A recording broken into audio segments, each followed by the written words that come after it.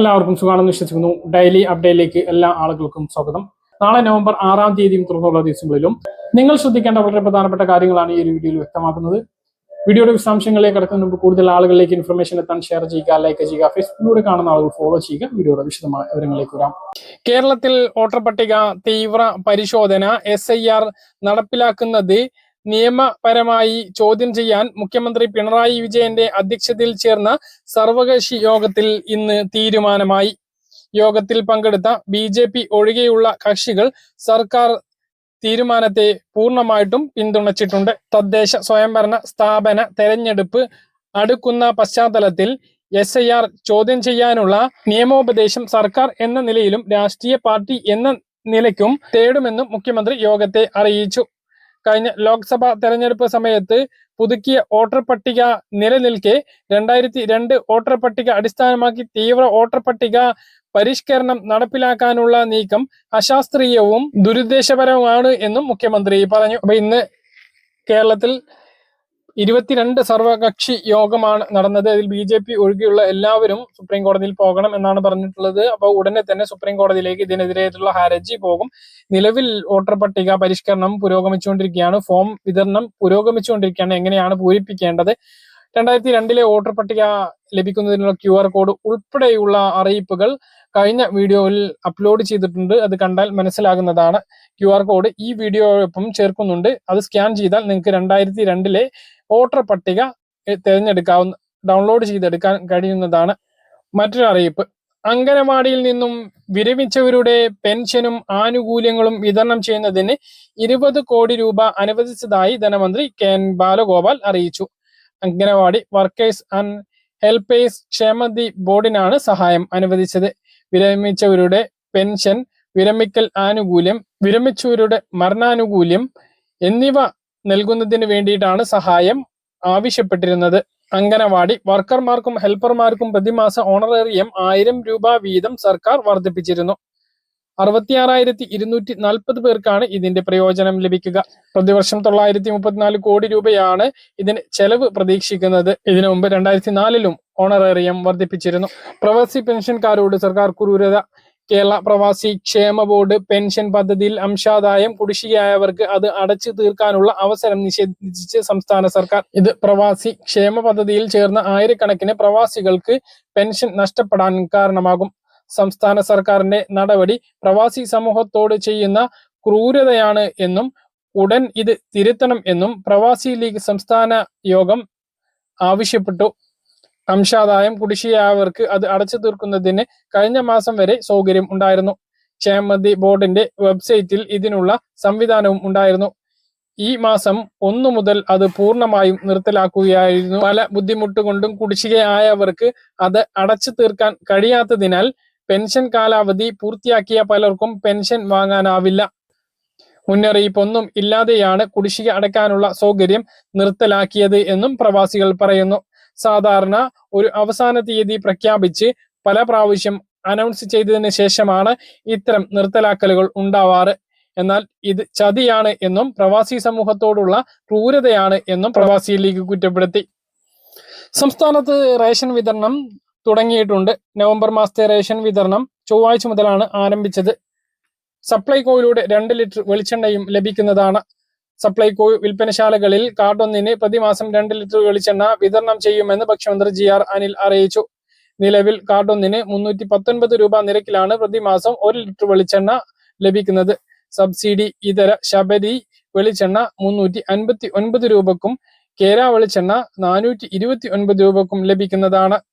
ഓണത്തോടനുബന്ധിച്ച് 25 രൂപ നിരക്കിൽ പ്രഖ്യാപിച്ച കാർഡൊന്നിന് പ്രതിമാസം 20 കിലോ പച്ചരി അല്ലെങ്കിൽ പുഴുങ്ങലരി നൽകാനുള്ള തീരുമാനം സ്ഥിരപ്പെടുത്താനും തീരുമാനിച്ചതായി മന്ത്രി GR അനിൽ അറിയിച്ചു. സ്ത്രീ ഉപഭോക്താക്കൾക്ക് സബ്സിഡി ഇതര ഉൽപ്പന്നങ്ങൾക്ക് 10% വരെ അധിക വിലക്കുറവ് ലഭിക്കും. 1000 രൂപക്ക് മുകളിൽ സബ്സിഡി ഇതര സാധനങ്ങൾ വാങ്ങുന്ന ആളുകൾക്ക് 1 കിലോ പഞ്ചസാര 5 രൂപ നിരക്കിലും ലഭിക്കുന്നതാണ്. 500 രൂപക്ക് മുകളിൽ സബ്സിഡി ഇതര സാധനങ്ങൾ വാങ്ങിയാൽ ശബരി ഗോൾഡ് തേയില 25% വിലക്കുറവിൽ ലഭിക്കും.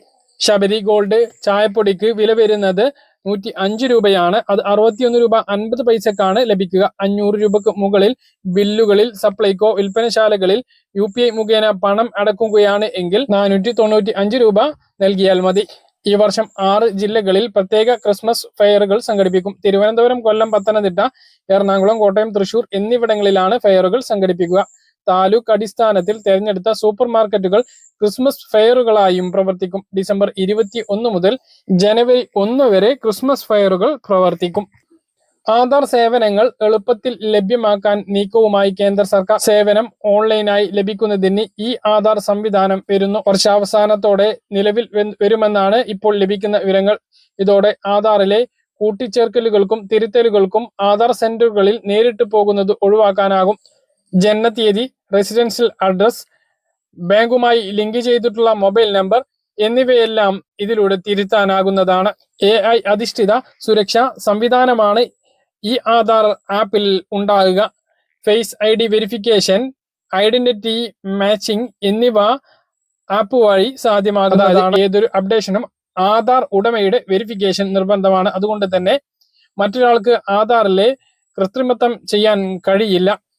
Passport, PAN card, driving licence എന്നിങ്ങനെ ഗവൺമെന്റ് അംഗീകൃത രേഖകൾ നൽകി ആധാർ അപ്ഡേറ്റ് ചെയ്യാനാകും. നവംബർ മാസത്തിൽ വർദ്ധിപ്പിച്ച 2000 രൂപ പെൻഷനും കുടിശ്ശിക 1600 ചേർത്ത് 3600 രൂപ വിതരണം ചെയ്യുമെന്ന് 31-ാം തീയതിയാണ് ധനമന്ത്രി KN ബാലഗോപാൽ വ്യക്തമാക്കിയത്.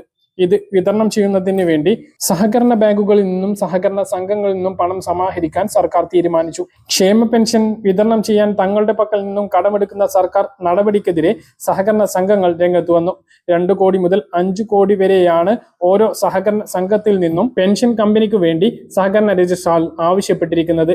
ഈ തുക എത്രയും വേഗം സഹകരണ കൺസോർഷ്യത്തിന് കൈമാറണം. ഈ മാസം 20-ന് 3600 രൂപ വീതം 62 ലക്ഷം പേർക്ക് വിതരണം ചെയ്യാനാണ് സർക്കാർ പദ്ധതി ഇട്ടിരിക്കുന്നത്. ഇതിനാൽ 15-ന് മുമ്പ് തന്നെ ഫണ്ട് ലഭ്യമാക്കണം എന്നാണ് ആവശ്യപ്പെട്ടിരിക്കുന്നത്. ആകെ 2000 കോടി സഹകരണ സംഘങ്ങളിൽ നിന്നും സമാഹരിക്കാനാണ് സർക്കാർ ലക്ഷ്യമിടുന്നത്. 9.10% പലിശ നൽകാമെന്നാണ് സർക്കാർ വാഗ്ദാനം. ജനങ്ങൾ സ്ഥിര നിക്ഷേപമായി നൽകിയിരിക്കുന്ന തുക 20% കരുതൽ ധനമായി സഹകരണ സംഘങ്ങൾ സൂക്ഷിക്കേണ്ടതുണ്ട്. വേറെ പണം ഇല്ല എങ്കിൽ ഈ ഫണ്ടിൽ നിന്നും പണമെടുത്ത് നൽകാനാണ് ആവശ്യം. മിക്ക സഹകരണ സംഘങ്ങളും വലിയ പ്രതിസന്ധി നേരിടുമ്പോൾ കയ്യിലുള്ള പണം പെൻഷൻ കമ്പനിക്ക് നൽകുന്നതിനോട് വലിയ എതിർപ്പാണ്. ഇത്തരം കൈമാറ്റങ്ങൾക്ക് അംഗങ്ങളുടെ പൊതുയോഗം വിളിക്കേണ്ടതുണ്ട്. വിളിച്ചാൽ എതിർപ്പ് ഉയരുമെന്ന് ഉറപ്പുമാണ്. ചില സംഘങ്ങൾ കോടതിയെ സമീപിക്കാൻ ആലോചിക്കുന്നുമുണ്ട്. അപ്പൊ ഇതാണ് അവസ്ഥ. പെൻഷൻ വിതരണത്തിന് വേണ്ടി സഹകരണ സംഘങ്ങളിൽ നിന്നും 2000 കോടി രൂപ കടം ആവശ്യപ്പെട്ടിട്ടുണ്ട്. അത് ലഭിക്കേണ്ടതുണ്ട്. അതിനെതിരെ ചില സംഘങ്ങൾ കോടതിയിൽ പോവാനുള്ള സാധ്യതയുണ്ട്. അങ്ങനെയെങ്കിൽ സംഘങ്ങൾക്ക് അനുകൂലമായി വിധി ഉണ്ടായാൽ ആ ഒരു പണം കൈമാറ്റം വഴുകും. അങ്ങനെയെങ്കിൽ പെൻഷൻ വിതരണം 20-ാം തീയതി നടക്കുമോ എന്ന കാര്യത്തിൽ സംശയമാണ്. അതേസമയം ധനമന്ത്രിയുടെ ഭാഗത്ത് നിന്ന് വളരെ കോൺഫിഡന്റ് ആയിട്ടുള്ള ഉറപ്പാണ് നൽകുന്നത്. ഓരോ വീട്ടിലും 7000 രൂപ ലഭ്യമാക്കുമെന്നാണ് ധനമന്ത്രി പറയുന്നത്. സംസ്ഥാനത്ത് സർക്കാർ പുതിയ ക്ഷേമ പദ്ധതികൾ പ്രഖ്യാപിച്ചതോടെ ഓരോ വീട്ടിലും മാസം 6000 മുതൽ 7000 രൂപ വരെ എത്തുമെന്ന് ധനമന്ത്രി KN ബാലഗോപാൽ വ്യക്തമാക്കി. മുഖ്യമന്ത്രി കഴിഞ്ഞ ദിവസം നടത്തിയ പ്രഖ്യാപനങ്ങൾ പൂർത്തീകരിക്കാൻ മാത്രം ഈ വർഷം 10000 കോടി രൂപ അധികം വേണ്ടിവരും. സ്ത്രീ സുരക്ഷാ പെൻഷൻ പദ്ധതിക്ക് 3800 കോടി രൂപയും സാമൂഹ്യ സുരക്ഷാ പെൻഷൻ വർദ്ധിപ്പിച്ചതിലൂടെ 2800 കോടി രൂപയും 18 മുതൽ 30 വയസ്സുവരെയുള്ള യുവതലമുറക്ക് connect to work scholarship pension പദ്ധതിക്ക് 600 കോടി രൂപയും ഉൾപ്പെടെയാണ് ഇത്. ഇതിനുള്ള പണം എങ്ങനെ കണ്ടെത്തുമെന്നാണ് പ്രതിപക്ഷത്തിന്റെ ഉൾപ്പെടെയുള്ള സംശയം. എന്നാൽ LDF സർക്കാർ ചെയ്യാൻ കഴിയുന്നത് മാത്രമേ പറയുകയുള്ളൂ എന്നും പറയുന്നത് ചെയ്യുമെന്നും ധനമന്ത്രി പറഞ്ഞു. സാമ്പത്തിക വർഷത്തിന്റെ പകുതിയോളം കാലം അവശേഷിക്കെ നടപ്പിലാക്കാൻ കഴിയുമെന്ന് ഉറപ്പുള്ള പദ്ധതികളാണ് പറഞ്ഞിട്ടുള്ളത്. സംസ്ഥാനത്തെ ഒരു സാധാരണ കുടുംബത്തിലെ 3 തലമുറയിൽപ്പെട്ട ആളുകൾക്ക് സർക്കാരിന്റെ ക്ഷേമ പരിപാടികൾ നേരിട്ടെത്തുകയാണ്. മുത്തശ്ശിക്കും 2000 രൂപ ക്ഷേമ പെൻഷൻ, അമ്മക്ക് 1000 രൂപ സ്ത്രീ സുരക്ഷാ പെൻഷൻ, മക്കൾക്ക് 1000 രൂപ വീതം സ്കോളർഷിപ്പ് പെൻഷൻ തുടങ്ങി 7000 രൂപ വരെ ഒരു കുടുംബത്തിൽ തന്നെ എത്തുന്ന രീതിയാണുള്ളത്. ഇതിനു പുറമെ സർക്കാർ നടത്തുന്ന വിപണി ഇടപെടലിന്റെ ഭാഗമായ വിലക്കുറവിന്റെ നേട്ടവും കുടുംബ ബജറ്റിൽ പ്രതിഫലിക്കും. ഉപരോധ സമാനമായിട്ടുള്ള നീക്കത്തിലൂടെ കേന്ദ്രം സംസ്ഥാനത്തെ വരിഞ്ഞു മുറുക്കുന്നതിനിടെയാണ് ക്ഷേമ പരിപാടികളിലൂടെ സർക്കാർ മുന്നോട്ടു പോകുന്നത് എന്നും സംസ്ഥാനത്തിന് ലഭിക്കേണ്ട ന്യായമായിട്ടുള്ള നികുതിയും അർഹമായ കടമെടുപ്പ് പരിധിയും കേന്ദ്രം വെട്ടിക്കുറച്ചു.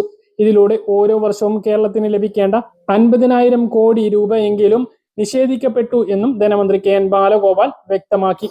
കൂട്ടിയ ക്ഷേമ പെൻഷൻ നവംബർ 20 വിതരണം ചെയ്യും. അതോടൊപ്പം കുടിശ്ശികയുള്ള ഒരു മാസത്തെ 1,600 പെൻഷനും ചേർത്ത് 3,600 വിതരണം ചെയ്യും. സ്ത്രീകൾക്കും യുവജനങ്ങൾക്കുമുള്ള പെൻഷൻ പദ്ധതി ഉടൻ ആരംഭിക്കുമെന്നും ധനമന്ത്രി വ്യക്തമാക്കി. പറഞ്ഞ കാര്യങ്ങൾ കൃത്യമായിട്ട് മനസ്സിലാണെന്ന് കരുതുന്നു. ഇതുപോലുള്ള ഇൻഫർമേഷനുകൾക്ക് ഫോളോ ചെയ്യുക, സബ്സ്ക്രൈബ് ചെയ്യുക. മറ്റൊരു വീഡിയോ വീണ്ടും കാണാം. ദൂരെ